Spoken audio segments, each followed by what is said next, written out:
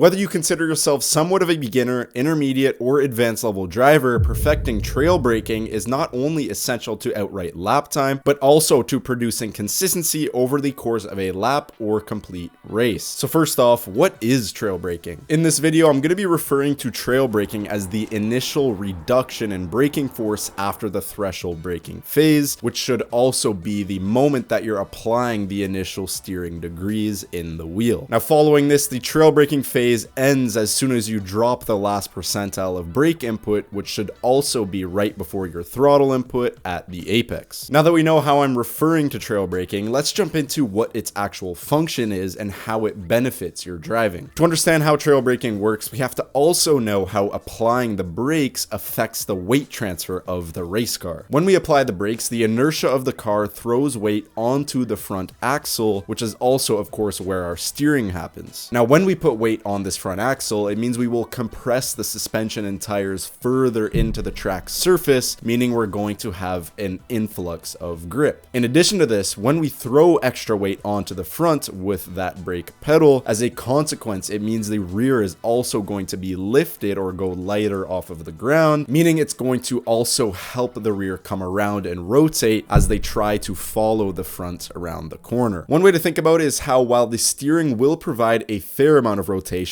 as you turn into the corner, adding trail brakes into the mix will increase weight onto the front tires, as we just spoke about, meaning more grip, which will almost act like a multiplier or amplifier of steering and rotation without actually having to increase the angle on the steering wheel, because being on the brake and adding weight onto those front tires is essentially multiplying what that steering angle is doing in the first place. When most people start racing for the first time and through that small beginner portion of their career, they usually brake in a straight line, come off the brakes, and begin their turn in phase before waiting until the car is pointed enough mid-corner and on exit where they can then roll on the throttle. Now, what trail braking does is it actually allows you to brake quite a bit later, because you're going to be able to get that extra rotation as you turn in, which means that as a consequence, you're going to be able to roll on the throttle sooner and more linearly to 100%, because the car is going to be better pointed earlier in that cornering phase. So in essence, it will make you faster throughout every single phase of the corner without really any sacrifice. So if you're not trail braking already, keep watching this video to learn how you can do it effectively. Now, once people are introduced to trail braking, there's usually a couple issues that come into play when learning this technique. For those that went through this process when they started, you've probably heard of a technique called the string theory. Now, while the string theory can help some people mentally visualize what their braking trace should look like, it's actually a pretty flawed concept, because it's not actually teaching you how to stay exactly at the limit of the tires throughout that trail braking phase, due to the fact that you're simply releasing the brake proportionally to the amount of steering angle you have in the car, which, to be fair, might help you in some cases, but again, just not being as efficient, as precise as you could be. Another problem I often see when people are learning this technique is they'll go ahead, look at telemetry from a faster driver and see what that driver is doing throughout that trail braking phase. But the problem is, at the end of the day, if you don't know exactly why they're releasing at that very specific rate, you're not actually going to learn anything, because at that point you're just mimicking what that driver is doing instead of learning exactly why they're doing what they do in regards to the release and rate that they're releasing the brake at. So now that we got all this out of the way, how do we actually trail brake effectively? When we think about driving around a track quickly, oftentimes people overcomplicate things in a way that is not digestible for those newer or intermediate level drivers. At the end of the day, one of the few things we actually have to pay attention to when driving is what we call driving at the limit of the car, but more specifically, driving at the grip limit of the tires. Now, of course, this is not the be-all end-all of driving fast, but it is one of the very core concepts in relation to getting up to pace quickly. So before we get into how you can do this, let's talk about why it's important. If you continue driving below the limit, it's not only going to be very difficult for you to be fast, but it's also going to mean that you have no idea where that limit is in the first place, because the only way to know where the limit is to cross it. Furthermore, if you consistently stay under the limit while driving and accidentally go over the limit, it's going to be a very scary moment and will likely produce a mistake mistake, which is of course absolutely not what we want when racing wheel to wheel. If you don't know where the limit is or where you are in relation to this grip limit, it's going to be very hard for you to gauge how quickly to release or hold the brakes, meaning it could produce a state that is unpredictable when driving. So with this all out of the way, how do we find the limit? Now, while this video is packaged as how we can learn trail braking, it's important to know that this technique will also help you in the initial, peak, and threshold portions of braking as well. In sim racing, it's very difficult to produce those feelings that you get through your body in the real world. Now, because of this lack of feedback, sim racing games have implemented features that are able to tell you where the grip limit of the tires are at any given moment through a completely different sense. For example, in iRacing, the sense I'm talking about is through hearing, and more specifically, it relates to the sound that the tires produce. Before we get into what sounds we're looking for, it's important to first change some settings to allow us to better hear the tires in a more obvious way. I'll get you guys to open up your iRacing client, head to the options, and navigate to the sound category at the bottom. In the sound settings, we're going to have to turn down a couple of sounds while keeping the tires at the maxed out volume. The sound categories that I want you guys to turn down are the engine noise and the wind noise. Now, personally, I recommend bringing them down to at least minus 15 decibels, but feel free to bring them just a couple clicks lower if you feel that is still comfortable for you to be hearing all of these things at once. So the sounds that we can attain from iRacing are in 3 different stages. The first is going to be no sound at all. Anytime we're getting no sound at all, that means we are very far under the grip limit. And now keep in mind, of course, we're not going to have sound going down a straightaway, but there should be a consistent sound from the tires from the moment we hit the brakes to the moment we get to 100% throttle. So in contrast, how do we know what over the limit sounds like? Going over the limit of the tires is actually going to be the complete opposite from no sound at all. Anytime you're going over the limit, they're going to produce a very high pitch squealing sound, which will tell you immediately that you have gone beyond that limit of the tire. Now keep in mind, this could mean that you're either oversteering or understeering as you turn into the corner. A lot of people don't think about it enough, but understeering is of course also a symptom of being over the limit, but rather the front tires in this case, compared to being over the limit of the rear tires in a situation of oversteer, for example. So what sounds do the tires produce when they are exactly at the limit? Again, what we're looking for. Now this sound is a little bit hard to describe in words, but the best way I can explain it is we're looking for a low to medium pitched humming sound, almost like a consistent scrubbing from the tires throughout the whole cornering phase. So what do these sounds mean in relation to trail braking?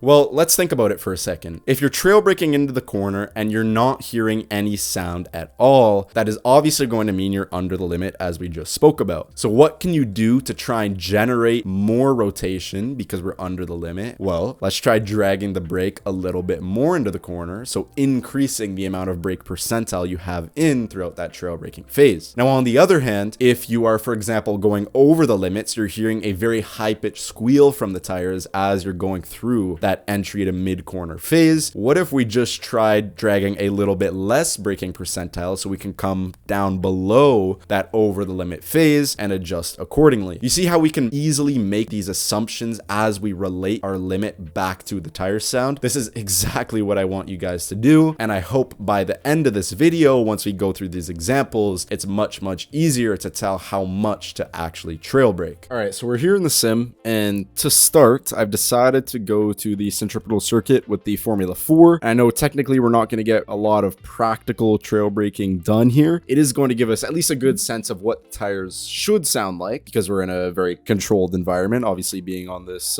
type of circuit. So we're going to start by getting used to what the sounds should sound like, and then we'll move into a practical example. So let's jump into the car now, and I will first start by trying out essentially being under the limit on purpose. So if you remember to earlier on in the video, we know that under the limit means we're not hearing any tire sound at all, or additionally, it could just be a very faint sound. So that is a problem too. It can be under the limit if it's some sound, but just not enough. So right now I'm going 80 kilometers an hour around this circle. You can hear possibly just a little bit of tire sound, but it is definitely not at the limit. And I can test out that it's not at the limit by being able to turn much more while maintaining the same speed. So now we'll start picking up the pace. And I'm gonna say around right there is the limit. Listen to the sound. You see how it's like a consistent medium pitch scrubbing sound? It's a little bit higher pitch, still not super high pitch, but a medium pitch, consistent scrubbing of the tires. I'll let you guys hear it for a little bit longer. I can confirm that I am at the limit because I can't physically turn the car more into the circle while maintaining the same speed. And then now, let's purposely go over the limit. So I'm going to, in the first example, I'm going to induce understeer, which again is also over the limit. So I'm going to pick up a ton of pace. And you can hear the tires there, much, much higher pitch, way over the limit. The front tires are being forced out of their grip limit. And I'm over the limit. They're sliding. It went immediately more higher pitch of tire sound. So that's understeer, and it's actually going to be the exact same high pitch sound when you're oversteering and going over the limit of the rear tire. So let's test that out now, and I'll do that by implementing too much trail braking as I'm turning. So keep that in mind for later. You see how it's the exact same high-pitched sound as soon as you go over the limit, whether that's the fronts or the rears. So let's jump into a practical example now. All right, so we're here at the Charlotte Roval with the BMW M2. That is the official iRacing M2 Cup Series combo for this week at the time I'm recording the video. And what we're going to be doing is going through turn one with a couple of different trail braking techniques and testing out where it puts us in relation to the limit according to the tire sound. So for starters, I'm going to be actually not trail braking at all, and you're going to see just how much understeer it gives me as I turn into the corner, and we're going to go over the limit of the fronts because I'm having to force the steering wheel to turn in the car, and it's not going to give me the response I want because there's not enough weight on the fronts from the lack of trail braking.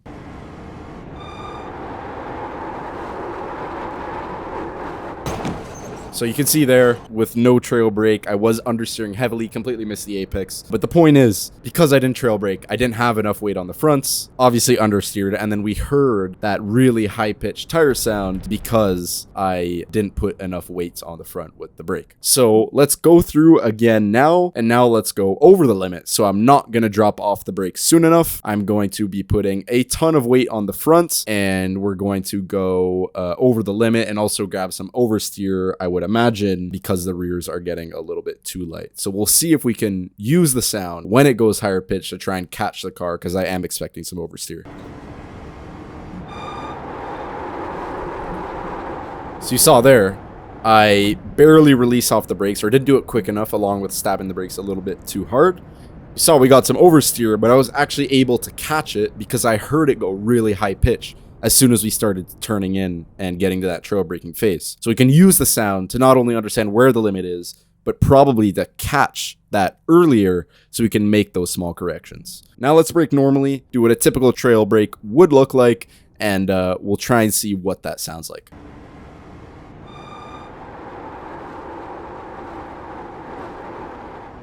So obviously my line wasn't correct there, but you saw just how smooth my trail braking release was into the corner. Like I said, obviously the line wasn't perfect, but we did get that nice, consistent, medium pitch sound throughout the whole cornering phase. That scrubbing, humming, whatever you want to call it, tell us we were very, very close to the limit. Obviously some tweaks could be done there, but that's just an example. I hope that gives you guys a better understanding of the limit in regards to trail braking. So that is pretty much it for the video. Hope you guys enjoyed. We'll see you in the next one.